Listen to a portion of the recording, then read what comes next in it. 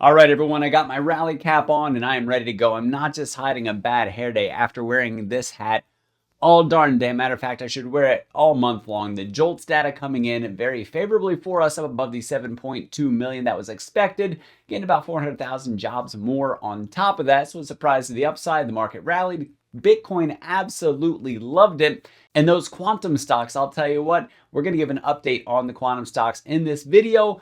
All of it has that caveat of what Jerome Powell has to say. Do not undo the magic of the hat there, Jerome. I'm telling you, stick with it today. So let's pop this up here. We're going to talk about the charts that we see for SPY, and if we see the nervousness that's expected for today, when we look at today's candle, tried rising up a little bit, sold down anyway. Well, what does the Qs look like when we go to QQQ?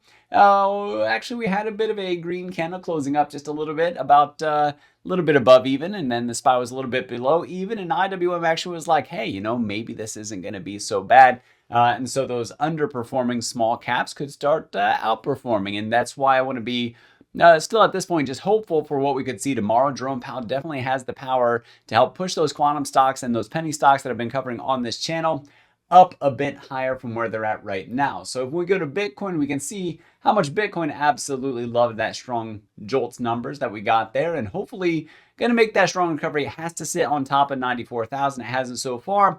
96,000 is that next number to overcome if it's able to do it. And tomorrow, 2 o'clock and 2:30 are the hours we want to be paying attention to when we get the Fed numbers for the interest rate decision, along with the summary of economic projections that tells us what to expect from GDP, what to expect from inflation data. I should say what the Fed expects, because they will tell you that they're not forecasts, they're their own expectations of how they see the economy going, how inflation's going, how employment's going, and fingers crossed that they actually give us something worthwhile, that they see things saying pretty much stable, but they're going to continue to soften those rates anyway. That's exactly what we want. So strong GDP numbers, low unemployment rate, low inflation numbers as well, and then also low federal funds rate. We want them to signal soft landing is what they're after, and that they're going to continue to make those cuts to ease us into 2026. So quantitative easing would be very bullish for markets, even if it might be a little bit foolish long term. Short term, we can absolutely enjoy that ride.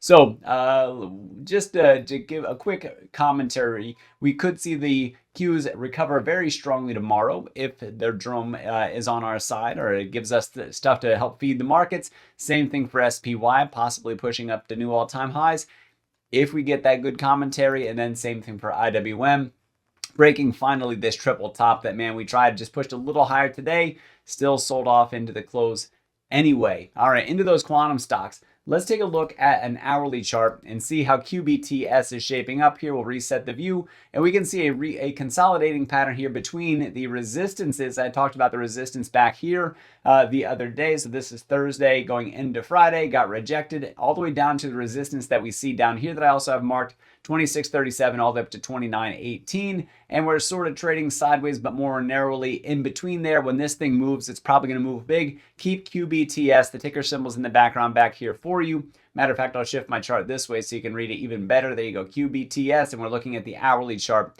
QUBT, what's that one looking like? A little bit more of a rough patch, if you will, but it's nice. It could have a nice cup and handle shape for us, especially if we reject off 1372 again and then start to tail off. Maybe it starts to pick up that way. Otherwise, we want to sit on top of 1372. We do have trouble up until 1397 is that resistance.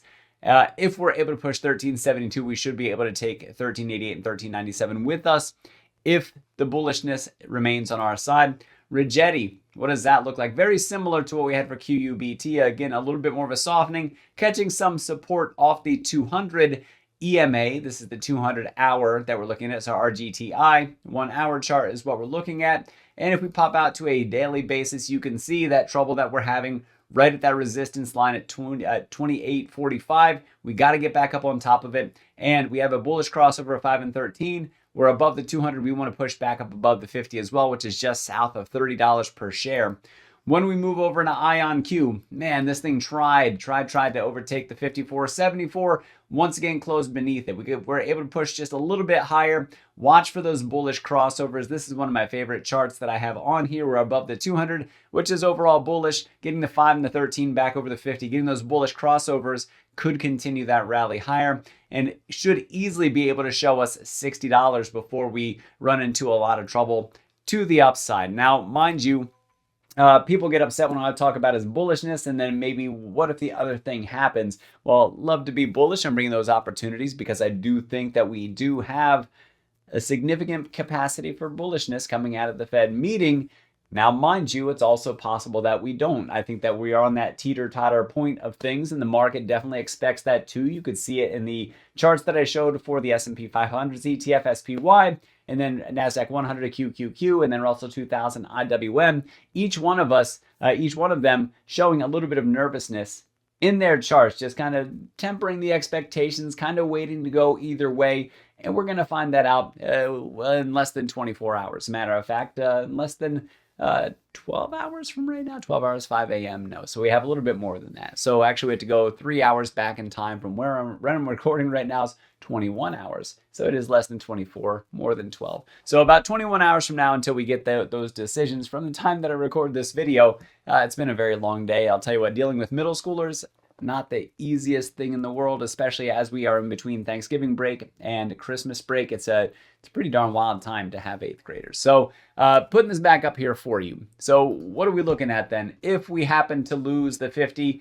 we'll probably sell back down a little bit further, but most likely we want to watch that market bias. So if IWM sells off, if the Qs sell off, if SPY sells off, we want to watch out for where that support is. If it sells, it might be pretty darn big. That's the one thing about the Fed with Jerome Powell coming out and speaking in the Summer of Economic Projections. I think a lot of people expect it to be a very strong catalyst, that it could move us in either direction in a big way. That is probably not going to be something that keeps us chopping sideways like we have been. It could definitely happen, but I really think that there's going to be some real direction and volatility that comes along with it.